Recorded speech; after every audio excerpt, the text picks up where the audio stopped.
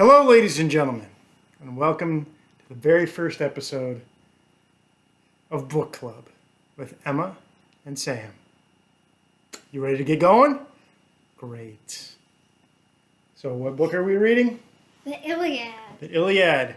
Very good. Important piece of Western canon. So, who wrote the Iliad? I'm pretty sure his name is Homer. Homer. That's right. And when was Homer alive?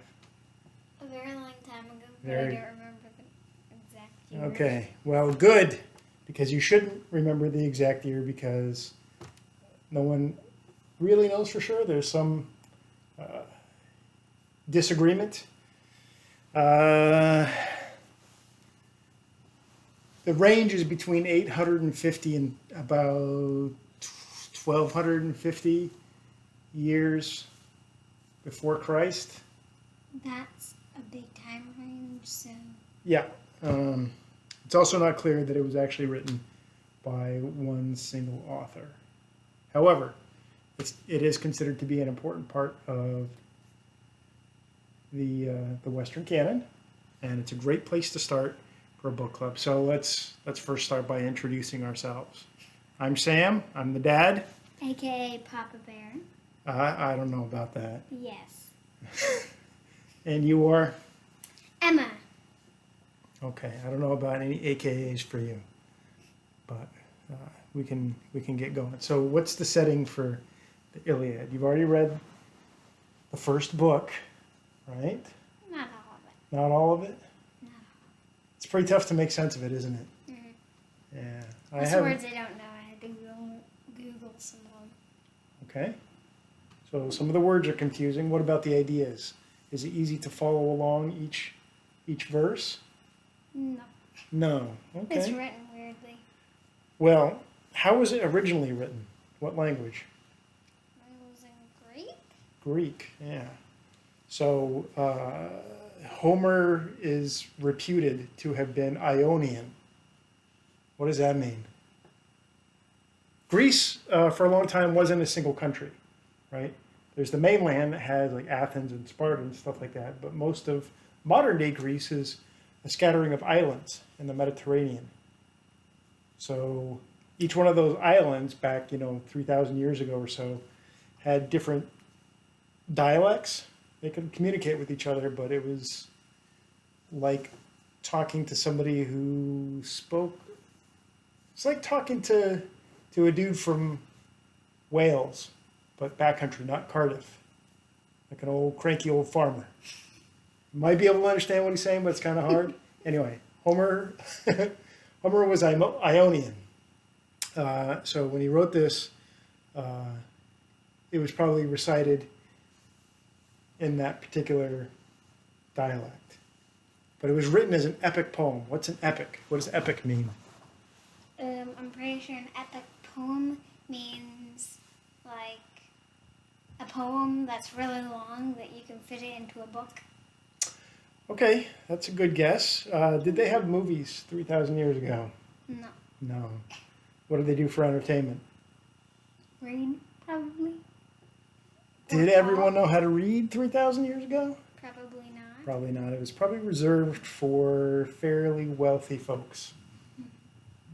But they did know how to tell stories. Human beings have been telling stories way before anything was ever written down, right? Mm-hmm. So if you want to tell a big blockbuster story, like Star Wars or the Avengers or something, you need the equivalent. So the ancient equivalent would have been something like this, the Iliad. And what was the follow-up book to this? The Odyssey. The Odyssey, right. Wasn't there also a book in between there that was written by different authors?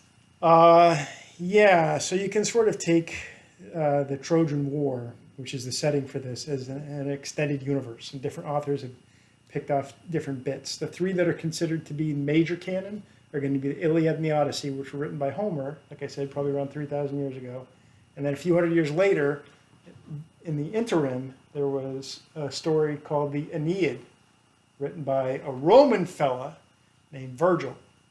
And he becomes a character in another piece of Western canon that we're going to get to much later on, called the Divine Comedy.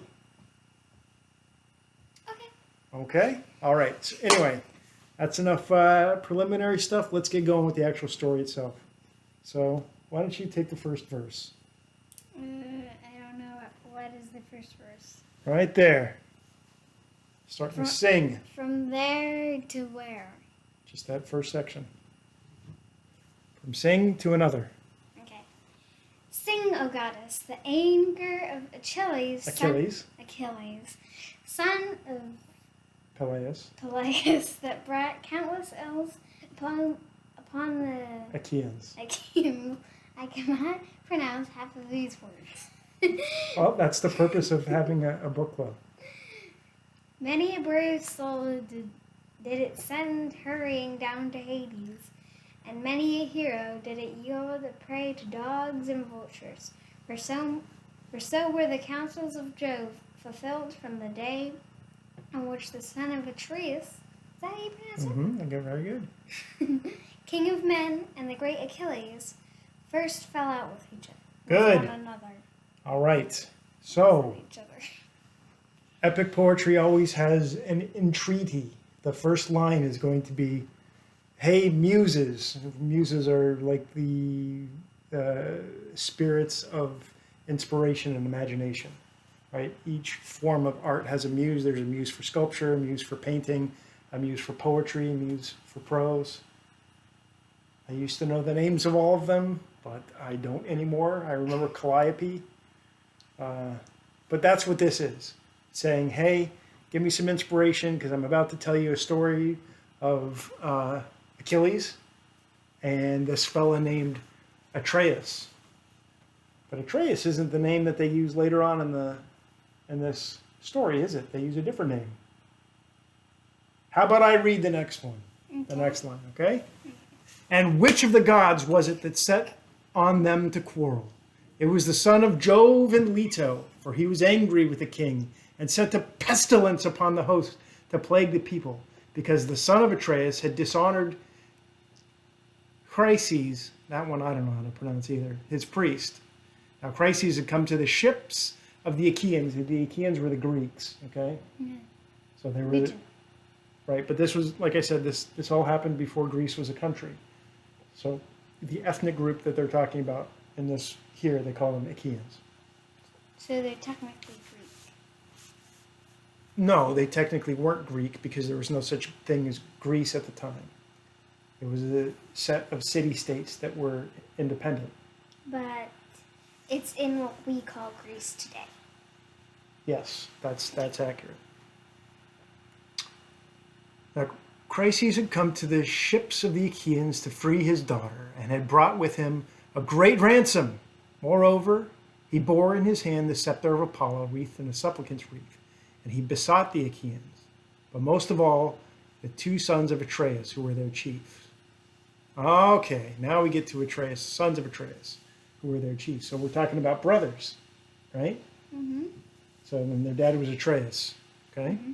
Sons of Atreus, he cried, and all other Achaeans, may the gods who dwell in Olympus grant you to sack the city of Priam and to reach your homes in safety, but free my daughter and accept a ransom for her in reverence to Apollo, son of Jove. So what is that saying? I don't know what ransom means, and I feel like that's an important word. Okay. So you don't know what the word ransom means? Okay, what is kidnapping? Someone that someone else doesn't know takes them and, well, kidnaps them. Okay, so you steal a person that's important to somebody else and say, I'll give you this person back if you give me money. So what happened was the sons of Atreus stole this priest's daughter. And the priest came back and said, hey, give me my daughter, I'll give you some money, and you're free to go sack the city of Troy. That's the reference to the city of Priam. Priam is it's a person's name. The city is Troy. Follow? Mm-hmm. Okay. So go do your stuff. Go have your little war. But just give me my daughter back and I'll give you some money and we'll be good to go. The only thing I know about this timeline is about the Trojan horse. The Trojan horse, those events were written in that middle part, one that I said that was written by that Roman named Virgil. That takes place in the Aeneid. It's not mentioned by Homer at all. Okay, that's fanfic. Don't tell anyone I said that. Well, too bad. It's on the internet. On this, the rest of the Achaeans, with one voice, were for respecting the priest and taking the ransom that he offered, but not so Agamemnon. Agamemnon was one of the sons, right? And he's one of the chief characters in this story, who spoke fiercely to him and sent him roughly away. "Old man," said he, "let me not find you tarrying about our ships, nor yet coming hereafter. Your scepter of the god and your wreath shall profit you nothing. I will not free her. She shall grow old in my house at Argos, far from her home, busying herself with her loom and visiting my couch. So go, and do not provoke me, or it shall be the worse for you." What does that mean? That's a threat. What kind of threat? What did he tell that old priest? He won't give his daughter the... Yeah, he said, "It's my captive. I took her. I won. You can get out of my face." So is he going to take this man's daughter and make her a queen? No, probably not. Oh, more like a slave. Okay, your turn. Where is it? Here. The old man feared him and obeyed. Not a word he spoke, but went by the shore of the sounding sea and prayed apart to King Apollo, whom lovely Leto had borne. "Hear me," he cried, "O god of the silver bow, that you protect... Not Protectus, Kirche. And holy Chila? Yeah, Scylla, I guess. Scylla. I'm not sure. Scylla and rulest Tenedos? Tenedos, probably. With thy might. Hear me, O thou, O smoothest. Okay, so all these place names are going to make sense to the people to the audience at the time. Not necessarily to us, 3,000 years later. But that's Sure. fine. Unless you're actually a scholar or you live in Greece. Okay, continue. If I have ever decked your temple with garlands or burned your thigh bones in the fat of bulls or goats, grant my prayer and let your arrows avenge these tears on the Danaans? Danans. Danans. Okay. Danon sounds like Danish. Yeah, I don't think the Danes were around at this time. If they were, they were just barbarians like everyone else up in the north. Okay. So what happened was the old man was like, all right, I'm not going to mess with this guy who's been at war for a long time, and he's got his whole army here. He's like, oh, fine, whatever. So he went off and prayed to the gods. It's like, hey, dudes, you got to help me out here. This obstinate king is not listening to me. I really want my daughter back. Help us out here, buddy. So what do you think the gods are going to say? Well, based on what I've read already, they helped him. Okay.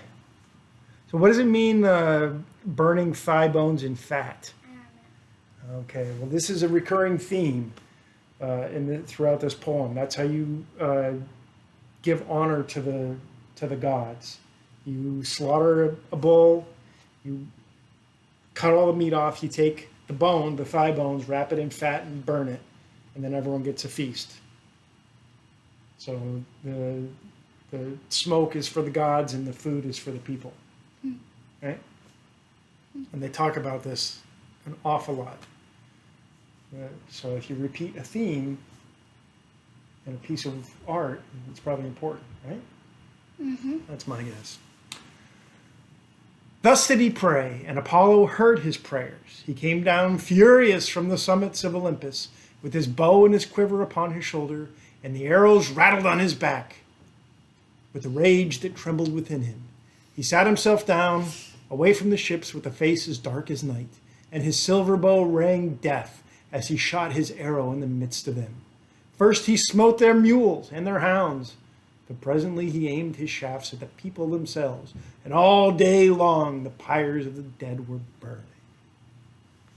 Pretty grim, huh? Mm-hmm. All right, yeah. So, the priest was apparently successful. We got Apollo on him. All right, so I think that's probably enough to cover for now. So for next time, I'd like you to go back over the text, read it again, and see if you can figure out what's actually happening. Try to read past the fancy prose, and if you find place names or people names that you don't know how to pronounce, it shouldn't hinder your appreciation of the poem. It's really not that super important that you pronounce it correctly. I mean, as you can tell, I don't know how to pronounce half these things correctly. I don't know how to pronounce 3/4 of these things. So we'll pick back up here next time and see what we can figure out. And maybe we'll try to go through a little bit faster, okay? Okay. All right, buddy. You got your homework. All right. So And we'll see you guys next time. What does everyone say? Like and subscribe. Ring the bell, ding-a-ling-ling, and we'll catch up with you next time.